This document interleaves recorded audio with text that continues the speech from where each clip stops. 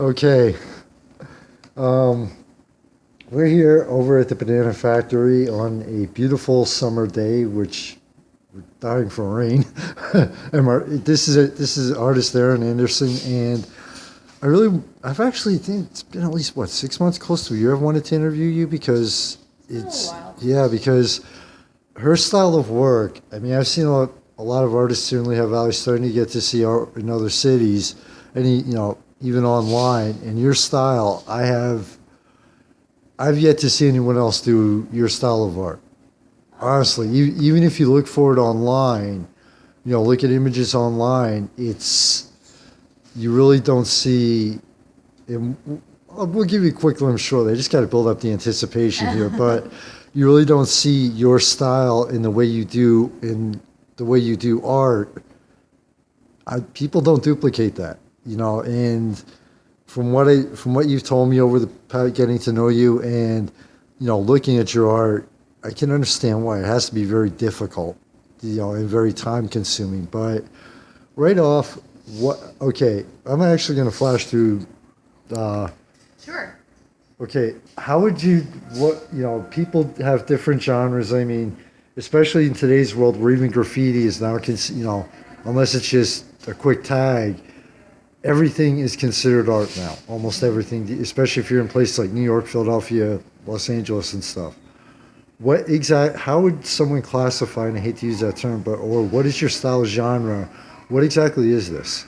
Um, I guess it could fall under the sort of umbrella or blanket statement of contemporary realism. Contemporary just meaning it's created today Okay. and it's meant for the people of today. And realism just because it is realistic work.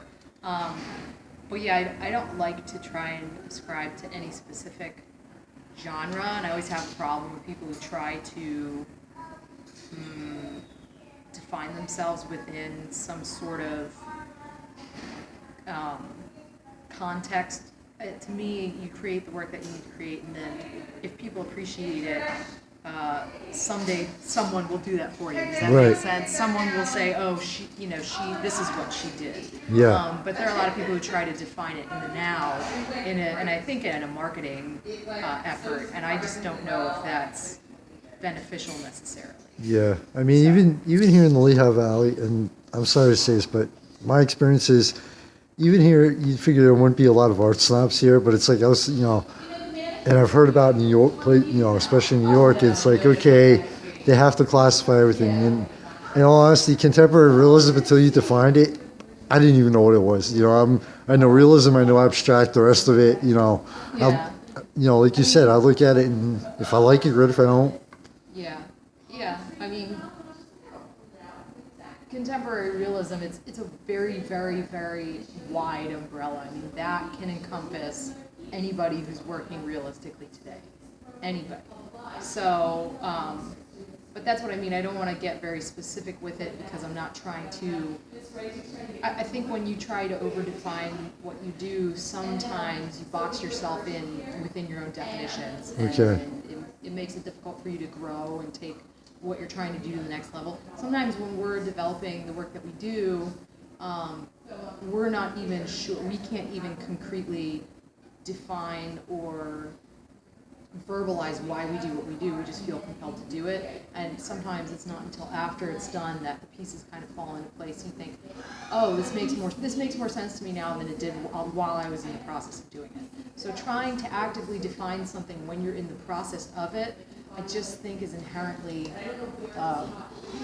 it will kind of hold you back. So I try not to do it. So if I have to ascribe it to anything, it's contemporary realism, and anything else, I'll let somebody else determine. It's not for me to. okay, so I know what you said is putting you in a box. Some artists I've taken notice, like here in Lehigh Valley even, some artists, it's like, because I've been going to art to check the art scene. The first time I came was about 4 or 5 years ago.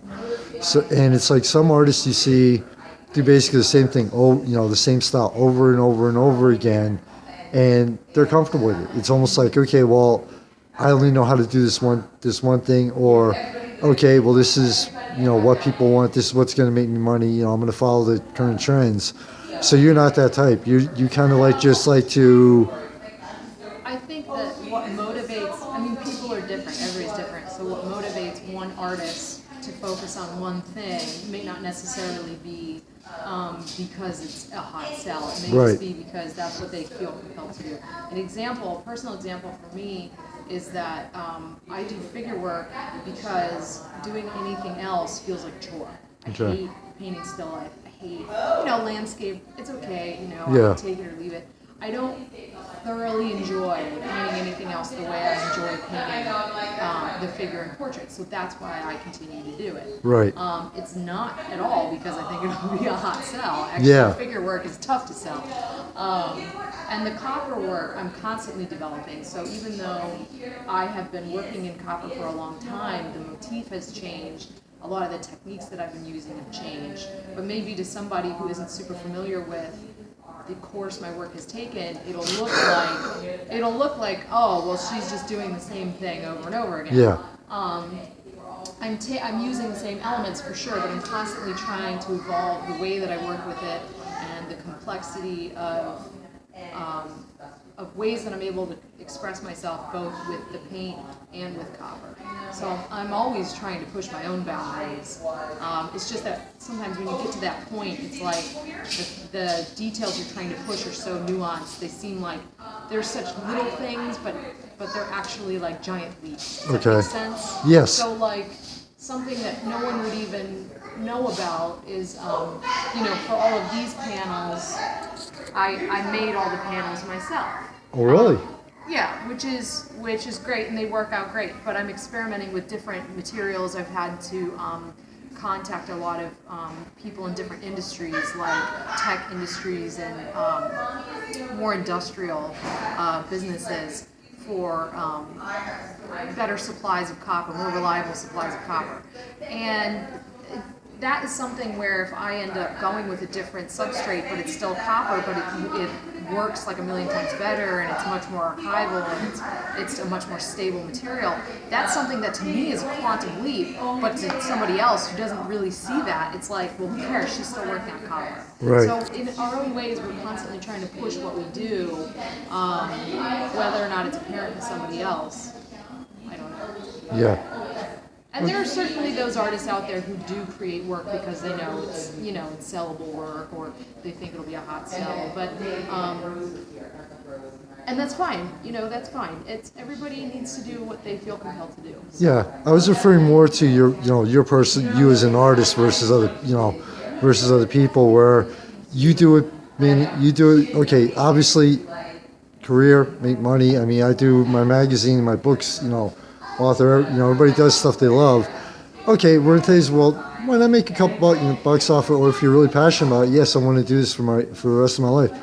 But not everyone does it. Goes into things, especially art or any form of art, and says, "Okay, I'm going to do this because I know I'm going to make a lot of money off it." You do it because you're passionate about it. Right. It's certainly not for the money. I do it because if I didn't do it, it would be very sad. My life would be very sad if I didn't do it. So. Okay. Well, we're going to take a quick break, and then part two. I like to throw people. I wanted to reverse this a little bit. Usually, you start off with your background and your history. Okay, let's start off with the current. Let's start off with the present, and then hit the past.